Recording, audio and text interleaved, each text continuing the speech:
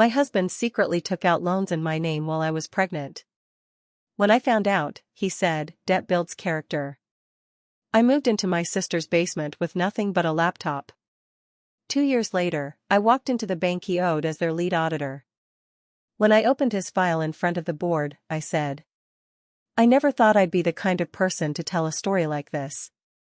I always thought I was the careful one, the planner, the good wife. I never missed a payment. I cooked dinner most nights, even when I was working full-time. I thought I knew my husband. I thought I could trust him.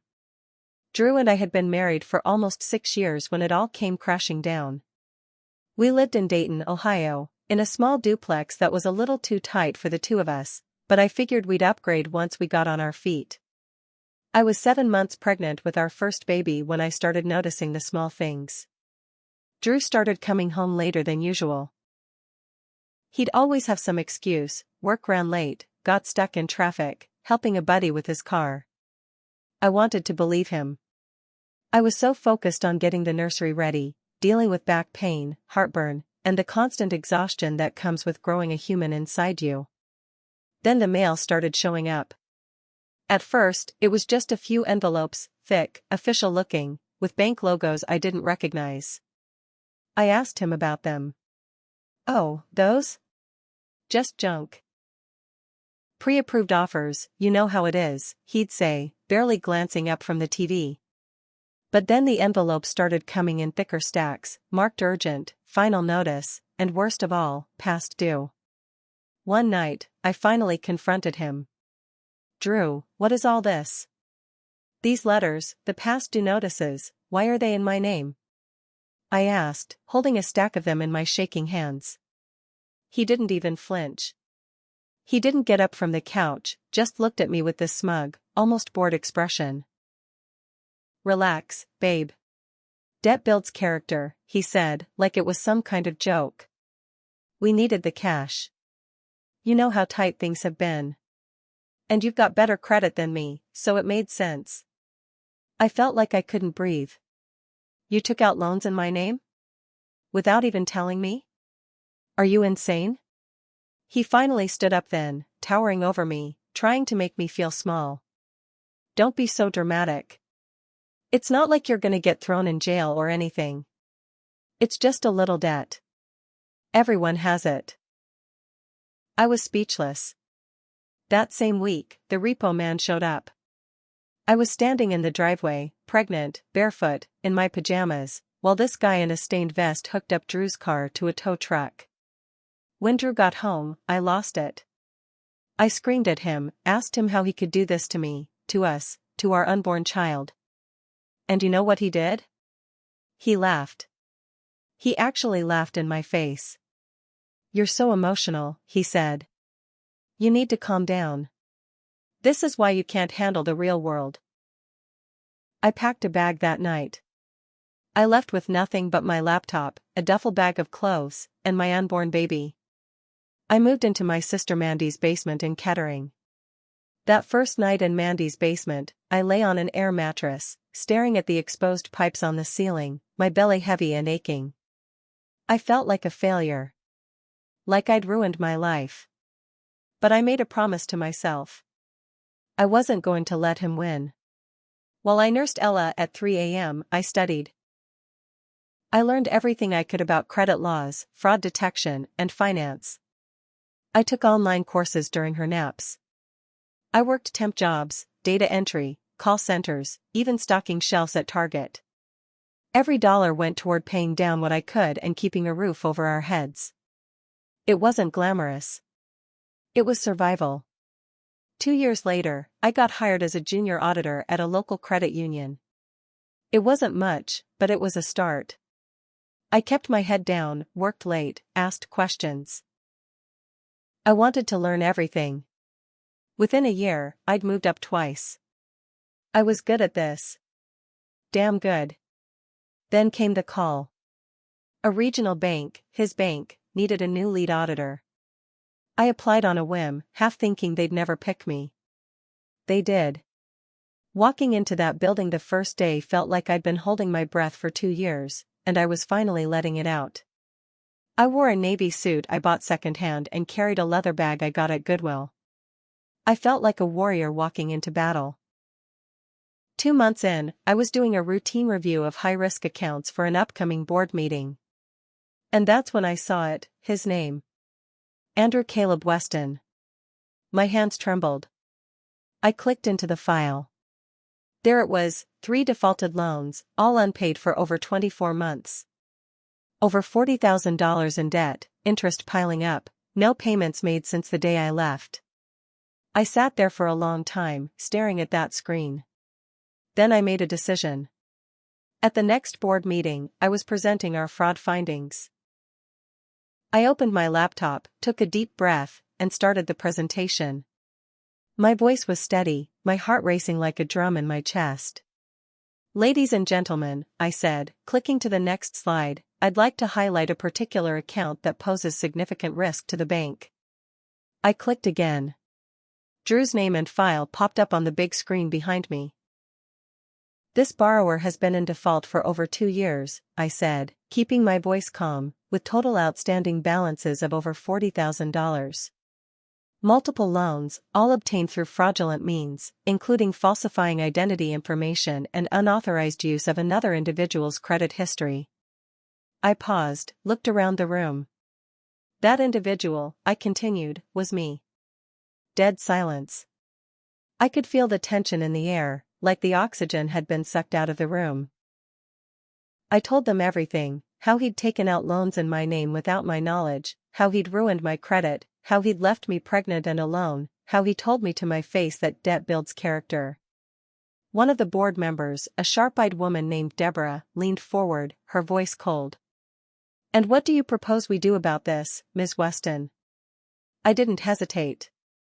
Full prosecution. Pursue fraud charges. File for liens on any assets. Garnish wages.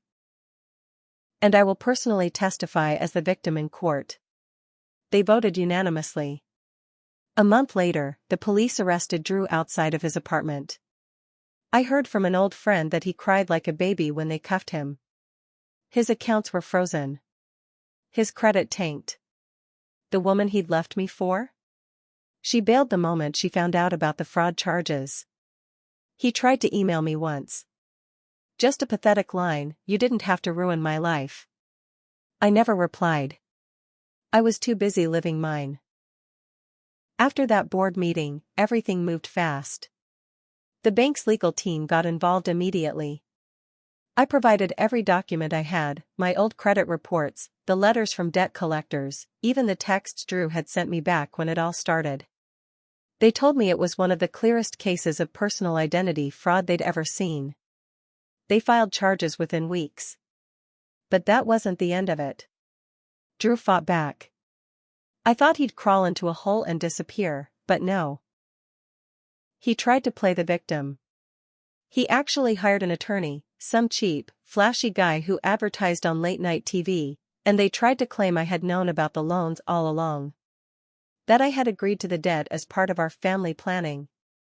I found out because Mandy called me one night, half hysterical, after she saw Drew on the local news. He had given some interview outside the courthouse, saying how his vindictive ex-wife was trying to destroy him, how I was bitter and jealous that he had moved on. I sat there in Mandy's kitchen, watching the clip over and over, my hands shaking. I could feel the rage rising up like a wave. He didn't just ruin my credit, steal my identity, and leave me pregnant in a basement, he was trying to make me the villain. I called my attorney the next morning. "I want everything," I told him. "Every asset, every account, every tax return. I want to know where every dime he's touched in the last 2 years went." He dug in. And what we found was worse than I imagined. Drew hadn't just defaulted on those loans. He'd been gambling. Thousands of dollars blown on online sports betting sites. He had cashed out part of his 401k early, drained the joint account we used to have, my savings, and funneled it into betting apps. The woman he'd moved in with? Her name was Tiffany. She worked at a bar downtown. They were living in a rented condo, driving around in a leased Mercedes he couldn't afford, taking weekend trips to Nashville, Chicago, even Vegas. All of it paid for with debt he had no intention of repaying. And the worst part? He hadn't even tried to see Ella. Not once. The court date came, and I showed up in a simple black dress with a folder of evidence thick enough to crush a man's ego. Drew showed up with Tiffany hanging on his arm, both of them looking like they thought this was some joke. When I took the stand, I told the whole story. How I was pregnant when I found out. How I begged him to stop. How he laughed in my face. How I had to move into a basement with a newborn while he wined and dined someone else on my name. I could see Drew shrinking in his seat, his lawyer whispering furiously in his ear, but it didn't matter. The judge saw through it all. He ruled in my favor, full restitution, garnishment of any future earnings, and criminal charges for fraud. But I wasn't done.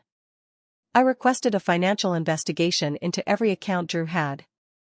Turns out, he'd lied on his taxes too, he hadn't reported the gambling winnings, and he'd claimed deductions for a business he never actually ran. The IRS got involved. Tiffany bailed the moment the auditors showed up at their condo. Drew called me from jail a week later, sobbing.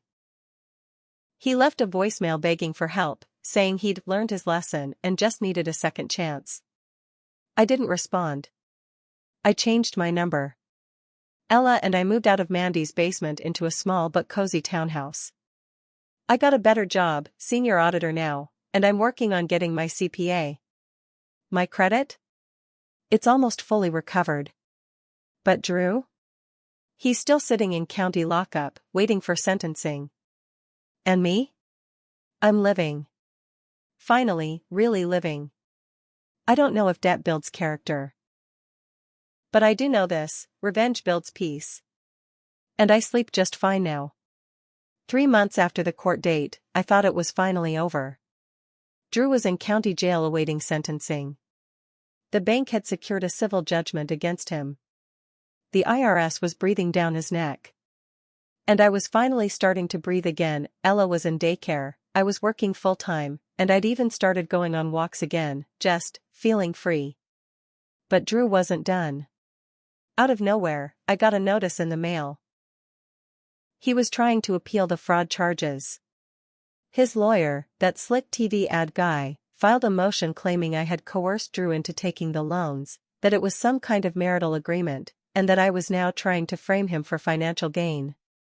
When I read those words, I felt this cold, empty rage. My hands were shaking so bad I could barely hold the paper.